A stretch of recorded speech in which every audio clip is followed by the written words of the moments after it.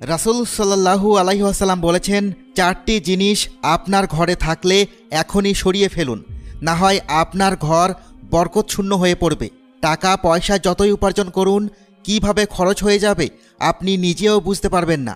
সর্বপ্রথম যে জিনিসটা সরিয়ে ফেলতে হবে সেটা হলো যে কোনো ধরনের বাদ্যযন্ত্র।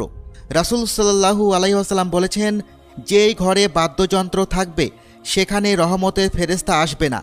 দ্বিতীয় যে জিনিসটি হলো সেটা হচ্ছে ঘণ্টা। বন্ধুরা, যে কোনো ধরনের ঘণ্টা যদি আপনার ঘরে থাকে তাহলে সেই ঘরে রহমতের ফেরেশতা আসবে না। তৃতীয় যে জিনিসটা হলো সেটা হচ্ছে যে কোনো ধরনের ছবি, ঘরের দেওয়াল হোক অথবা শোকেস হোক, ঘরে কোনো প্রাণীর বা মানুষের ছবি রাখা যাবে না। চতুর্থ যে জিনিসটা হলো সেটা হচ্ছে টয়লেট থেকে বের হয়ে দরজা আটকে রাখবেন, কোনোভাবেই দরজা খোলা রাখবেন না।